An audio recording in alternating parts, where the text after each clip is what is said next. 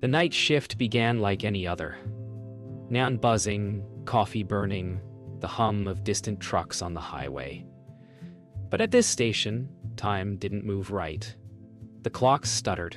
The cameras blinked when nothing passed. The manager said the place never sleeps, but he never said why. I thought he meant customers. I was wrong. Around 2:57 a.m., the back door creaked open on its own. Cold air swept through the aisles, fluttering receipt paper and that faint smell of iron. My flashlight caught the empty space between the snack shelves, except it wasn't empty. A shadow leaned the wrong way, as if the light bent around it. I froze. Somewhere behind the fridges, something shuffled. Wet, slow, deliberate. That's when I realized the hum in the walls wasn't electrical. It was breathing. I told myself it was just wind, doors shift in the cold, but the hum beneath the floorboards pulsed like a heartbeat. The intercom crackled with faint static, and for a second, I swore I heard someone whisper my name through it. My reflection in the freezer glass blinked a second late, lagging behind my movements. Every shelf seemed to tilt toward the rear hallway, pulling my gaze there like gravity. I knew I shouldn't go back, but the manager's voice from earlier echoed in my head. If the back door opens, you close it. No matter what. So I moved. Each step sank heavier than the last. Something scraped across the tile just ahead, and then I saw it, the faint trail of wet footprints leading behind the soda cases. Bare footprints. The smell changed first. Sweet, metallic, like rainwater and copper. The hum in the walls grew louder, rising into a steady vibration that made my teeth ache. I shined the flashlight toward the back storage room, and the beam flickered as if struggling against something unseen. The shelves began to tremble, cans rattling in their places. A whisper ran through the air, soft, but everywhere at once. I thought it said, "Stay." My hand brushed the cold metal of the freezer door, and frost bit into my skin. For a moment, I couldn't feel my fingers. Then the door handle turned on its own, slow, deliberate, and the frost on the glass pulsed like veins. Behind that door wasn't a freezer anymore. It was a corridor, long and narrow, lined with shelves that vanished into darkness. The hum grew rhythmic, almost melodic, like distant chanting under the earth. My radio clicked with static bursts, catching fragments of words, maybe names, maybe warnings. I stepped inside. The temperature dropped instantly. My breath clouded white as I took another step. Then I saw them. Old gas station uniforms hanging from hooks, sleeves gently swaying, though there was no wind.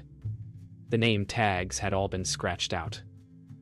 Every one of them. The sound shifted again, less like breathing now, more like something waking. I tried to turn back, but the corridor behind me had folded into itself, replaced by solid wall. My flashlight dimmed, the beam shrinking to a faint glow. Then I noticed a door at the far end, half open, leaking soft red light that pulsed in rhythm with my heartbeat. I walked toward it, drawn without choice. The closer I got, the louder the whispers became, overlapping, pleading. I reached for the handle. Just before I touched it, something whispered directly into my ear, warm, close, and human. "You're late." The red light from the door cast my shadow across the corridor floor, warping it into something too long, too thin.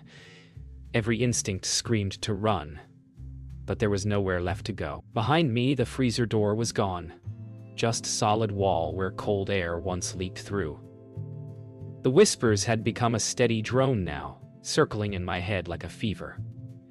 I stepped inside the red-lit room and found a counter. Not just any counter, the front counter. Same cash register, same cigarette rack, same coffee machine. But everything was reversed. My reflection in the glass door wasn't copying me anymore. It was staring straight ahead, breathing faster, as though it saw something standing right behind me. My radio sputtered again. Static thick as gravel, and then a voice broke through. "Ellie, you made it." I froze. It wasn't the manager's voice. It was mine. Every word echoed slightly before reaching my ears, like I was listening to a recording of myself seconds out of sync. The reflection smiled faintly, then turned its head to face something in the aisle. I followed its gaze, but nothing was there. Only rows of candy bars and flickering lights. The hum deepened, vibrating through my ribs. "It's your shift now." The voice whispered, "Don't let it close." I turned off the radio, but the voice didn't stop. It was coming from everywhere, inside the hum itself. I stumbled backward and knocked into the snack rack. The instant a bag of chips hit the floor, the room reacted. The lights flickered, then steadied, but the reversed world was gone. I was standing in the real gas station again, only darker, quieter, emptier. I looked toward the front window and saw movement outside. Headlights approaching the pump, slow and deliberate. Finally, a customer. Relief washed through me until I noticed the car wasn't driving. It was rolling backward, engine off, headlights cutting through fog. No one inside. I stepped outside, the cold biting into my skin sharper than before. The fog was dense enough to swallow sound. The car door hung open, keys still in the ignition. Radio softly hissing white noise. My reflection stared back at me in the window again, but this time it wasn't alone. A figure stood beside it, just out of focus, as if the mist itself had taken human shape.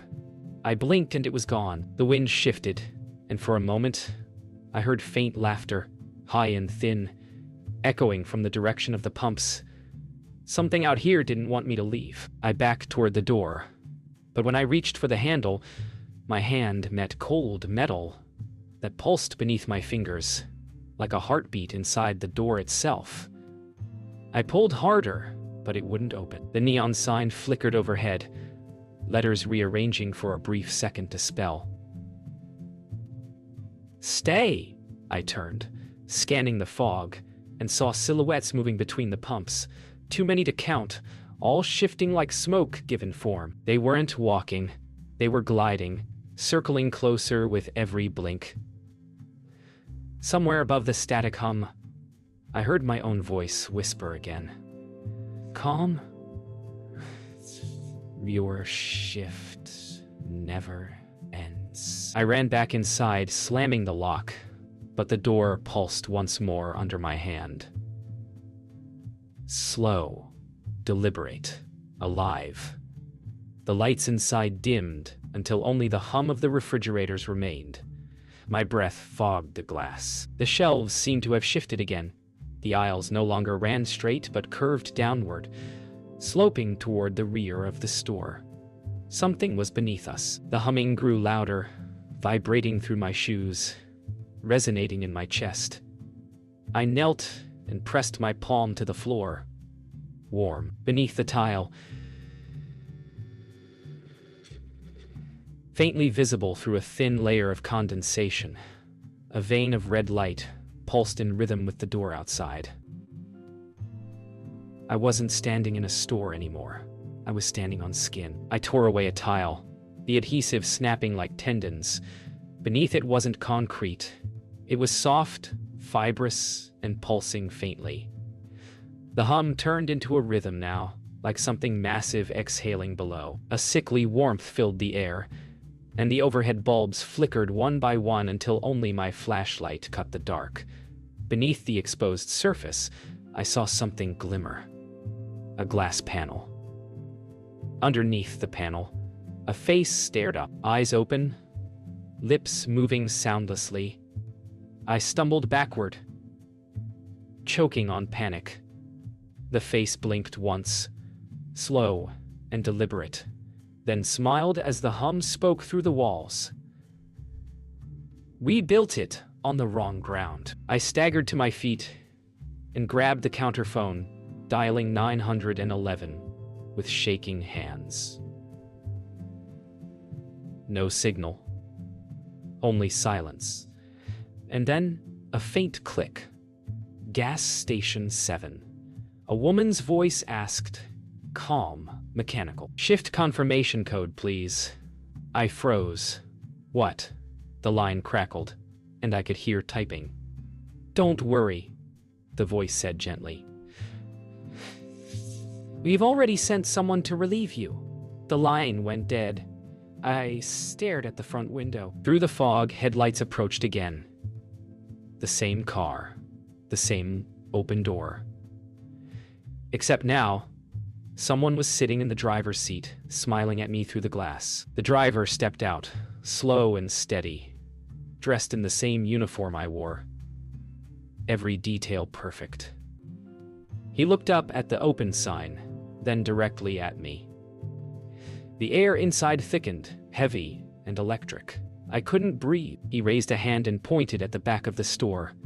The hum responded instantly, louder, faster, pulsing through the shelves until they rattled. I followed the gesture against my will, feet dragging toward the corridor that had once been the freezer. The red light returned there, glowing faintly, calling like a heartbeat under the earth. The corridor yawned open again where the freezer used to be, lined with the same hanging uniforms as before. But this time, the sleeves weren't empty. They twitched faintly, filled with unseen movement. The hum from beneath the tiles merged with the whispering of countless voices, all repeating the same phrase. Your shift begins. The red light pulsed, and something in the dark moved toward me, crawling, scraping, pulling itself forward through the walls. I stepped back, clutching my flashlight, realizing too late. This station wasn't sitting on something alive. It was part of it. The air thickened until it tasted metallic. The whispering had rhythm now, like a chant, but wrong. Broken into too many voices. I turned toward the pulsing corridor, and the walls expanded with every breath I took, like lungs. My flashlight flickered out. In the sudden dark, faint light bled through cracks in the tile beneath me, drawing a pattern. Circles, runes. Something ancient and restless. Then, from deep below, came a sound. A slow, wet thud. It wasn't machinery. It was a heartbeat. The gas station wasn't sitting on something alive. It was alive, and it was waking up. I stumbled toward the counter, tripping over fallen cans and shattered glass. Every hum, every vibration underfoot matched my heartbeat now, like it was sensing to me. I looked down and saw the veins pulsing faster when I breathed faster. The store was copying me. My pulse slowed. So did the walls. My breath steadied. The light dimmed. It was responding to my body, my panic. You're part of it now, the voice in my head murmured. Not mine this time. Not exactly. It felt older, deeper. Something that remembered being buried long before this gas station existed. The phone rang again, one sharp tone that cut through the noise. I picked it up without thinking. Station 7 reporting, I said automatically. Words I didn't recognize, but couldn't stop saying. On the other end, static shaped itself into speech. Containment breach confirmed. Repeat cycle. The floor beneath me flexed, rising slightly like the station was breathing deeper. Identity. Update complete. The voice added. Then silence. My name tag glowed faintly under the fluorescent flicker. Letters rewriting themselves in liquid black until it spelled a new name. Attendant. No name, no person, just a role. I grabbed the flashlight and ran toward the door again, but the moment I touched it, the metal liquefied, warm and soft under my fingers. I pulled back in shock as the handle stretched like melting wax, reshaping into something organic. The open sign outside blinked twice, then inverted, letters rearranging to feet. Through the window, fog shapes pressed against the glass, their features distorted and shifting, mouths opening without sound. My reflection joined them, pale, trembling, its eyes no longer mine. It mouthed something I couldn't hear. I think it said, "Let me out." The hum became a roar. Shelves toppled, cans and bottles bursting open like arteries, the air filled with the thick scent of metal and ozone. The uniforms hanging in the corridor rose slowly, sleeves reaching toward me like arms begging for touch. I stumbled backward into the register, knocking it off the counter. It hit the floor and cracked open. Not coins inside, but teeth, dozens of them, polished white and still warm. From the far end of the store, a shape began to rise, taller than the shelves, broader than the walls should allow. The voice that wasn't mine whispered softly, almost tenderly, "Shift, accepted." The walls convulsed, breathing with the rhythm of a buried heart. My legs trembled as I stumbled through the red haze, trying to find the door. Any door, but every aisle looped back to the same spot. The shelves rearranged themselves like ribs closing around me. The shape at the far end grew clearer.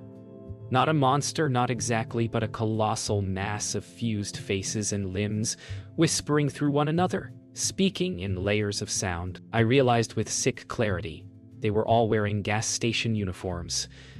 Every missing clerk, every attendant, absorbed into the walls, still working their shift forever. 1,000 voices whispered in sync.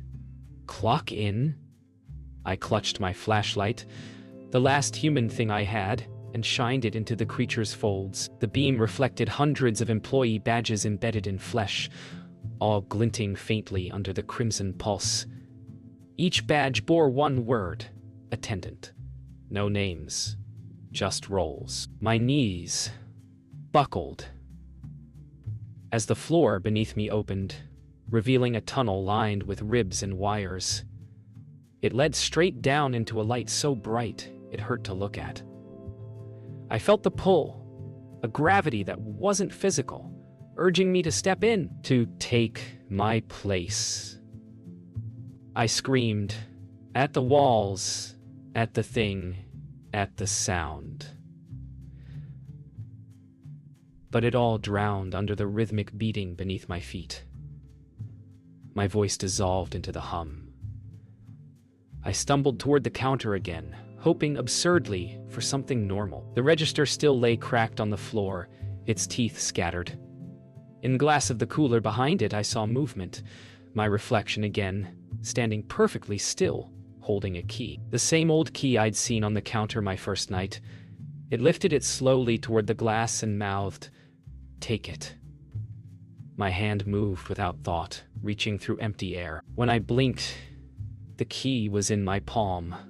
Warm, pulsing faintly. The key vibrated like it was alive. I looked around, and there, where the employees' only door had been, was a lock. I pushed the key into it, and the humming stopped. Silence crashed down, thick and absolute. The lights flickered out, replaced by a dull, twilight glow. I turned the key. The walls shuddered, peeling away like wet paper. Beneath the gas station, buried in the concrete foundation, was a colossal metal door covered in warning symbols. The floor rippled beneath me. The voice whispered, almost fondly, "You finally opened it." The door cracked open and blinding light poured through, a light that wasn't warmth, but memory. Echoing faces, laughter, pain. The hum became a song, and I understood. This station wasn't just alive. It was a threshold, a wound between worlds. Every shift, every attendant kept the door sealed by feeding it their time, their fear, their life. And I'd just undone it. The walls peeled back completely, revealing the desert night above, but it wasn't empty anymore. The fog outside shimmered with shapes, all wearing uniforms, all staring toward me. I felt the key dissolve in my hand, melting into my skin. The voice whispered one final time, "Welcome to management." The light didn't fade. It swallowed everything. When I opened my eyes, I wasn't inside the station anymore. I was standing on endless concrete stretching in every direction, flickering with faint neon signs half buried in the ground. Each sign read open. The air was heavy, electric, shimmering like heat over asphalt. Behind me, the gas station stood whole again, suspended in midair above a red horizon, its lights blinking like a heartbeat in the dark. The humming continued, softer now, almost gentle, an invitation. My reflection appeared again in the shimmer of the air, whispering, "You're not outside. You're between." I started walking. Every step echoed like metal striking hollow bone. Signs and discarded shelves jutted from the ground, stretching miles into the distance. Each bore fragments of the station. Receipts fluttering, keypads, even the sound of coffee dripping somewhere unseen. I passed an old vending machine lying on its side, its glass cracked. Inside were objects that shouldn't exist. Watches frozen at 2:57 a.m., employee name tags, teeth shaped like keys. One of them pulsed faintly when I looked at it, and the hum from beneath the world responded. This place wasn't a wasteland. It was the station's memory. The horizon pulsed once, and a figure appeared in the distance. It wore my uniform, moved like me, but slower, measured, deliberate. I shouted, and the echo came back, distorted, repeating my voice seconds too late. The figure raised its arm and pointed to the floating station behind me. I turned, and saw it splitting open. The walls peeled back like wings unfolding, spilling liquid light across the concrete. Within the light, shapes twisted upward. Faces, hands, silhouettes of all the attendants before me. They were climbing out of the light, still whispering that same phrase. "Your shift never ends." The figures approached, hundreds of them moving in perfect rhythm. Reflections of the same exhausted face. Mine, theirs, everyone's. The hum intensified, shaking the air until the concrete beneath my feet cracked open. Beneath it, I saw motion. Massive machinery. Gears turning, pulsing veins feeding something deeper. I understood then. The gas station was one of many. Across the horizon, I saw faint lights flickering. Dozens, hundreds.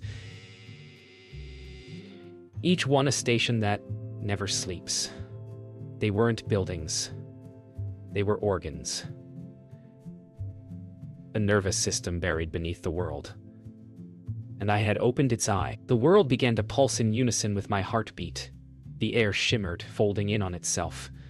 My reflection, my double, walked toward me, smiling faintly. "Management needs continuity," it said, voice layered with static and calm certainty. "You open the system. You keep it breathing." Its hands glowed, light spilling between its fingers. "It's your turn." I felt the key burn beneath my skin, spreading through my veins, connecting me to the hum beneath everything. For the first time, I understood the truth. I wasn't trapped in the gas station anymore. The gas station was trapped in me. The hum quieted until I could hear only my heartbeat, and it wasn't mine anymore. It echoed through the air, through the concrete, through the endless field of floating stations blinking across the horizon. My double stood before me, patient, hands outstretched. "If you stop," it said, "everything sleeps." It was inevitable. Its voice wasn't pleading. It was inevitable. Behind us, the gas station pulsed like a living sun, veins of red light weaving into the sky. I realized the hum was slowing, struggling, like the world itself was holding its breath. I closed my eyes. The key inside me throbbed once, Decision burned at the edges of my mind. Surrender or silence. I took a step forward, my reflection mirroring me perfectly. We met halfway. The hum surged, desperate and hungry. Our fingers touched, and my vision split in two. I saw every station at once. Every night shift clerk sweeping floors, counting bills, locking doors that would never stay closed. Every one of them humming along, keeping the system alive. But I also saw what happened when the lights went out. The silence, the calm, the end of it all. I understood now. This place wasn't evil. It was afraid. Afraid of ending. Afraid of sleep. And I was the only one who could give it rest. The light began to dim, shrinking to a single point between our hands. My double whispered, "Don't stop the hum." I exhaled, the sound echoing across eternity, and whispered back, "I will." Then I crushed the light between my palms. For an instant, the entire field went dark.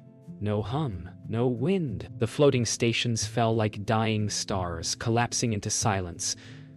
I felt weight return to my body, gravity pulling me down through the concrete, through the earth, through everything. For the first time since I took the job, the night was still. When I opened my eyes, I was standing behind the counter again. Morning light filtered through the glass. Birds sang somewhere beyond the pumps. The air smelled of gasoline and coffee. Not blood, not ozone. The hum was gone. Everything was still. I looked at the register. It was empty. The key was gone. The clock above the counter read 6:0 exactly. My name tag lay beside me, blank. I stepped outside. The highway stretched empty in both directions. No sound but the wind. For the first time, the station slept. I walked to the pumps and looked back at the building. Ordinary again, harmless. A paper taped to the door fluttered in the breeze. It was a help wanted sign. My chest tightened. I turned it over, expecting blankness, but words were scrawled across the back in black ink. Every station needs an attendant. I smiled, tired, hollow, but free, and placed the sign back. As I walked down the empty road, the neon sign behind me flickered once, twice, and steadied on one word: open.